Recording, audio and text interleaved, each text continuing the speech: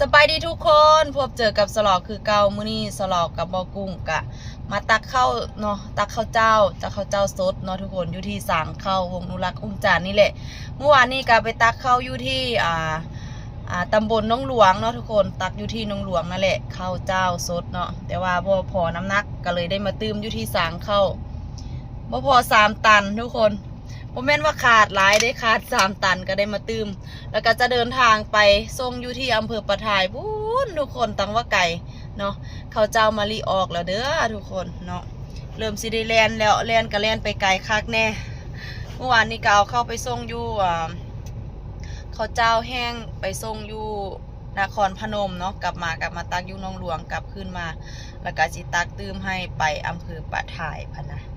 เนาะตั้งไก่แลนยามมื้อเว้นพี่น้องเอ้ยแห้งแดดฮ้อนทุกคนทางเส้นทางไปพูนแห้งแลนเต้นคักเต้นแน่รถกระไลไฟแดงกระไลเนาะทุกคนแห้งยากลำบากโอ้ยจังใดก็ได้อดได้ทนเอาสู้บัดนี้เนาะไอ้บ่ได้แม่บอกแม่ได้ยินสักคนผมไปเก็บทุกคนจังใดเดียวสลอคอยอัปเดตให้เบิ่งอีกเดือนนึงเด้อทุกคนอัปเดตสถานการณ์นำถนนหนทางเนาะไปบ่แน่ใจว่ารถสิหลายบ่เนาะเดี๋ยวสลอคอยอัปเดตให้เบิ่งอีกเดือนนึงแล้วเรียบร้อยทุกคนกำลังจะคุมผ้าใบเนาะเดินทางไกลทุกคนเอ้ยเฝ้าเฮ็ดเฝ้าไปนะ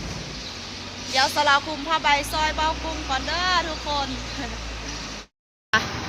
เอามาต่อใส่ลูกในตอนนี้กับเวลา7:57 นาทีเนาะโอเคเดี๋ยวไปยันสลักให้เบ้ากุ้งก่อนโอ้ยแดดซอง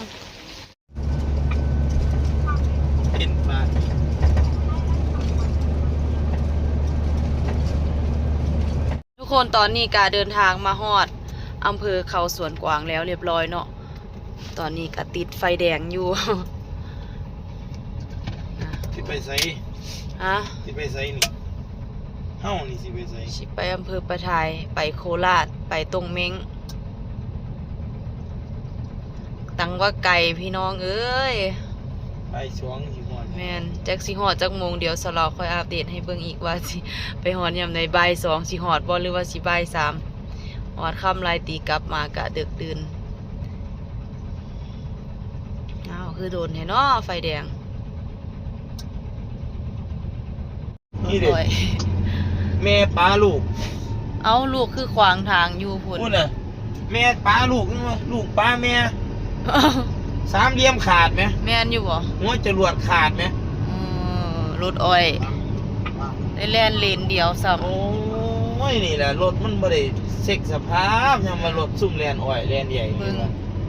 สามเหลี่ยมหัวจรวดมันขาดไหมอ้นตะย่าน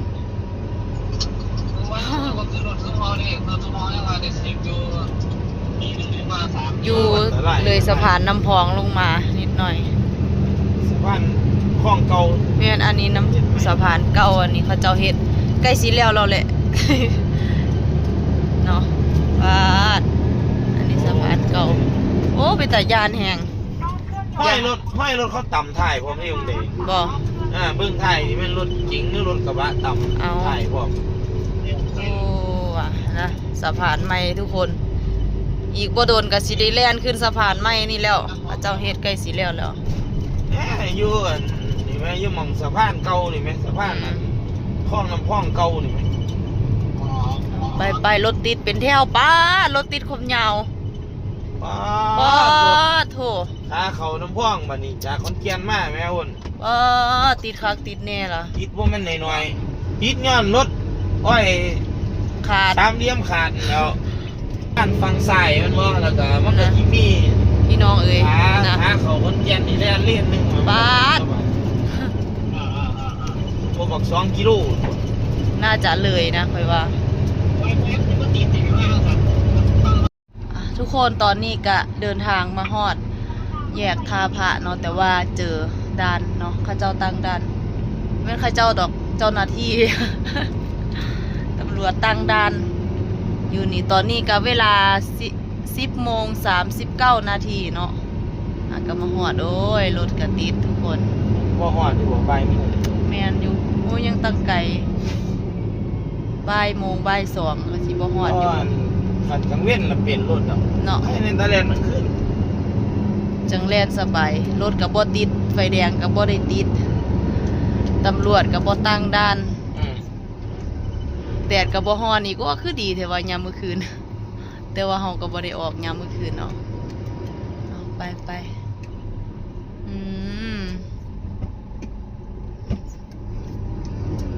ตั้งด่านไป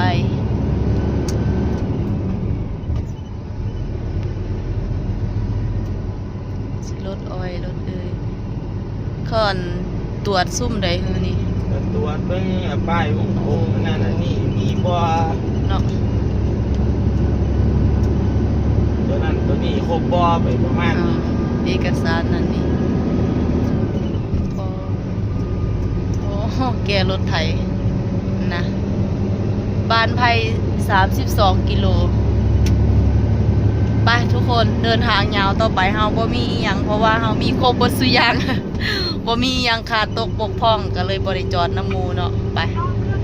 เฮ็ดหน้าที่ของเฮาทำมาหากินคือเก่าเดี๋ยวน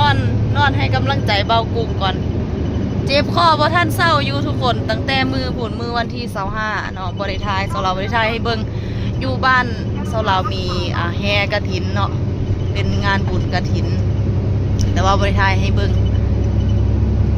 ไปละทุกคนจังใดเดี๋ยวสลับค่อยอัปเดตให้เบิ่งอีกเทื่อนึง นั่นม่วนนี่ม่วนว่าขึ้นสะพาน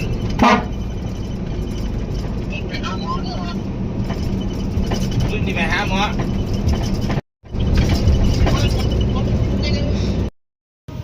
ทุกคนตอนนี้ก็เดินทางมาฮอดแล้วเรียบร้อยในเวลาเที่ยงครึ่งทุกคนตอนนี้ก็บ่กุ้งก็กำลังเก็บผ้าใบเนาะ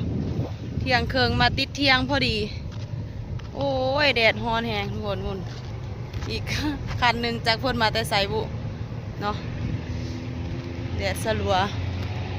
ว่ามันสิมาฮอดบ่ายโมงบ่ายสองแม่นมาฮอดเที่ยงเสยแต่ว่าก็มีรถเขาเจ้าติดเที่ยงอยู่ข้างในเนาะ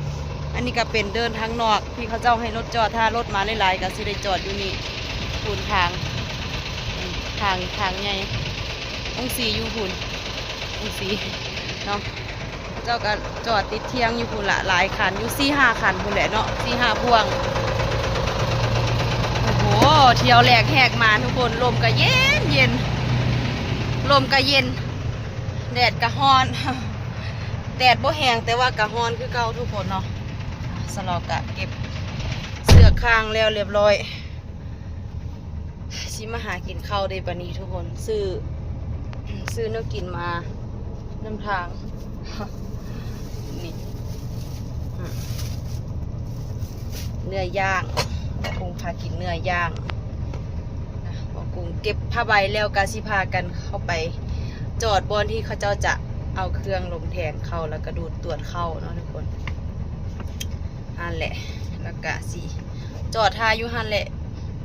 บ่ายโมงพอเลยเฮาจังสิได้ตรวจเข้าเนาะ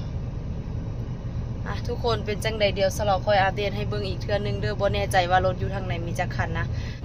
ทุกคนตอนนี้ก็กำลังขี่รถเข้ามาในห้องสีเนาะนี่รถเขาเจ้ามาขายเขารถอีแตนรถหยังก็มีกว่าสิมาฮอดมาติดเที่ยงพอดีจอดกินข้าวนะเพิ่นเฮ็ดดีแล้วตัวนี้เนาะตอนมาปีกายนี่อยู่แถวนี้ยังเฮ็ดบ่ดีพื้นยังเป็นพื้นบ่แม่นพื้นปูนเขาเจ้ากำลังเฮ็ดน้ำขังว่าซั่นเนาะตอนยามฝนบัดนี้มาโอ้มีพื้นที่จอดดีแล้วสะดวกสบายมันนะก็จักพวงว่า1 พวง 2 พวงกับ1 เดียว โอ้ยน่ะบ่แม่นรถเขา แม่นบ่ นี่แค่รถพ่วงคันนั้นกับรถเดียวนี่เท่านั้นล่ะ มาจอดซุกหัวใส่อยู่นี่ล่ะทาให้เขาเจ้าตรวจสั่งหรอเปล่าครับเอาตรวจก้อนมาเรื่องไหนนี่สั่งก้อนมาจังแข้งไม่จังก้อน ว่า สรุปสั่งก่อนจึงตรวจก่อนจึงไปสั่งพนะกระต่อเพื่อนโอเคเดี๋ยวสลอขอตัวกินข้าวก่อนทุกคนข้าวเนื้อกินกันนี่แหละซื้อมาน้ำทางกินเนื้อย่างกับข้าวเหนียวเนาะนี่บรรยากาศในห้องสีรถบ่ทันหลายเดี๋ยวสลอค่อยอัปเดตให้เบิ่งอีกเทื่อนึงเนาะตอนนี้เขาก็จอดติดเที่ยงก่อนตอนนี้กะบ่ายโมงแล้วทุกคนกำลังตรวจเขาโอ้โห แข่งคอยๆได้ตื่นทะลุ แข่งตัวแม่แล้วแหละอันนี้ยังตัวลูกเนาะ ไปสวนเลย บ่ายโมง9 นาทีน่าจะได้ลงอยู่ สีนอนหรือเปล่าสีมีพ่วงหนึ่งมันจะสองเดียวแล้วก็มีพ่วงหนึ่งพ่วงหนึ่ง ไปว่าแม่นแมวสั่งรถก่อนทุกคนจังใดได้สิได้ลงย่ำใดพุลาสลอดเดียวสลอค่อยอัปเดตให้เบิ่งเนาะทุกคนตอนนี้ก็ได้ดำเข้าลงแล้วเรียบร้อยเนาะในเวลาบ่าย2:06 นาทีทุกคนดำตัวลูกแล้วเรียบร้อยโหไป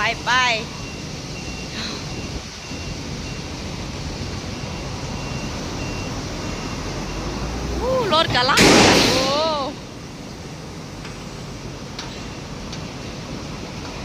เบิดแล้วละรถกะลายรถทุกคนรถอีแตน รถเกษตรกรเพิ่นเนาะมาต่อคิวกันยาวเมื่อกี้นี่ตอนสร้างขึ้นตอนเอารถขึ้นสร้างทั้งหลายเพราะว่าเขาเจ้าติดเที่ยงเนาะไปบัดนี้ไป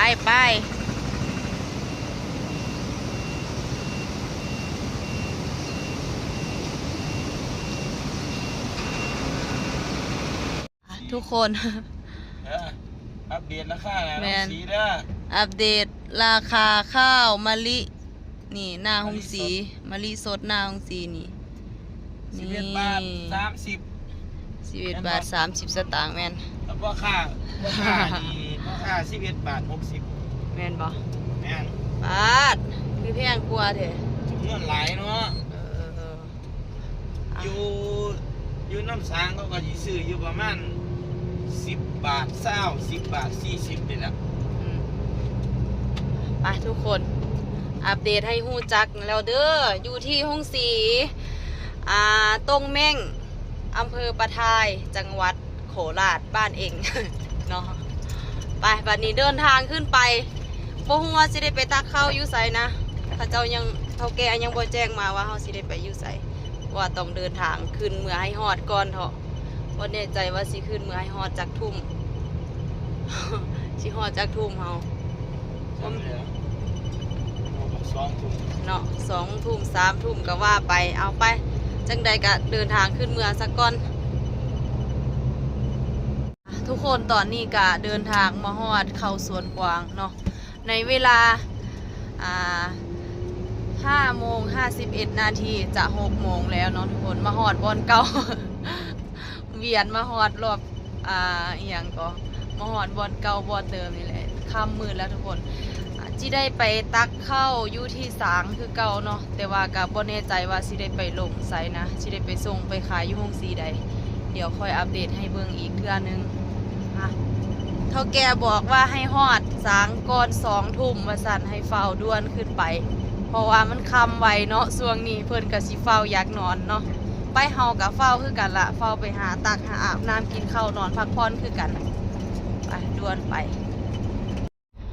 ทุกคนตอนนี้ก็เดินทางมาฮอดสางเข้าวงนุรักษ์อุ้มจานอยู่ที่อุดรธานีแล้วเรียบร้อยเนาะในเวลา6:58 นาทีเนาะตอนนี้บอกรุงกะจอดรถท่านั่นเขาเจ้ากะคุมผ้าใบเนาะตักแล้วเรียบร้อยนี่โอ้ย6 โมงว่าซ่านว่าเป็น3-4 ทุ่มเนาะนี่เบิ่งกล่องเขาโอ้โหบ่แน่ใจว่าเป็นข้าวสดหรือข้าวแห้งหน้านี่ เบิ่งบ่ชัดเจนปานใดเพราะว่ายามมื้อคืนเนาะยังไปเจรจากันสิเอาแบบใดอุ่นโอ้ยหนาวดิบัดนี้ทุกคนเอ้ยสิอาบน้ำอาบในสัวสิตักแล้วจังใดเดี๋ยวสลอค่อยอัปเดตให้เบิ่งอีกเทื่อนึงเด้อทุกคนสรุปคือสลอกับโบกุ้งได้ตักข้าวแห้ง ตักข้าวแห้งไปขายที่อุดรธานีเนาะตอนนี้ก็ยังอยู่ที่สร้างเข้าวงนุรักษ์อุ้มจานอยู่เลยตอนนี้เวลา4:09 นาทีเนาะพากันกินข้าวกินน้ำแล้วเรียบร้อยโบกุ้งก็ไปหาอาบน้ำเนาะเดี๋ยวสลอก็ขอตัวไปหาอาบน้ำก่อนคือกันทุกคนกินข้าวอาบน้ำพักผ่อนอยู่ที่สร้างเนาะมื้ออื่นเดี๋ยวสลอค่อยอัปเดตให้เบิ่งอีกเทื่อนึงว่าสิได้ไปทางใดต่อบ่เพราะว่าจะไปขายอยู่ที่อุดรธานีเที่ยวนึงเนาะไปละทุกคนจังใดเดี๋ยวค่อยอัปเดตให้เบิ่งอีกรอบนึงทุกคนตอนนี้ก็ลงเข้าแล้วเรียบร้อยเนาะกำลังจะเมื่อตักอีกรอบนึงบ่แน่ใจว่าสิได้ไปทางใดสิมีการเป็นแผนบ่หรือว่าเฮาสิมาได้มาขายบอนเก่าเนาะเดี๋ยวจะค่อยไปเบิ่งนำกันอีกเทื่อนึง เงินสด แม่นบ่โอ้เพิ่นให้เอามาเพิ่นให้มาเอาเงินสดเมื่อซื้อเข้า ขายเข้าออกแล้วบัดนี้บ่มีเงินซื้อต่อก็เลยเอามาขายเพื่ออยากได้เงินสดไปซื้อแม่นเข้าสด โคราชเขาข้าง 30,000-40,000 เอาไปขายอยู่ทางโคราชเขาเจ้าก็บ่ทันได้จ่ายเนาะเพราะว่าเขาเจ้าบริจาคเงินให้ในทันทีต้องค้างอีก2 มื้อ 3 มื้อจึงค่อยโอนให้ทีหลังเนาะเพิ่นก็เลยบ่มีเงินซื้อเข้าอีกต่อไปก็เลยมาเอาเงินสดทุกคนเดี๋ยวคลิปนี้สลอขอตัวลาทุกคนไปก่อนเนาะเอาไว้พบเจอกันในคลิปหน้าฝากกดไลค์กดแชร์เป็นกำลังใจให้กับสลอสะพายอีสานนำเด้อกะ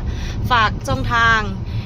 ฝากกดไลค์กดแชร์กดติดตามให้แน่ทางช่องทางเพจ Facebook ทุกคนสลอสะพายอีสานแล้วก็อีกช่องทางนึงคือสลอคนมักมวนเนาะมี2ช่องทางเนาะทุกคนฝากกดไลค์กดแชร์ให้นำเนาะกดติดตามให้นำเด้อทุกคน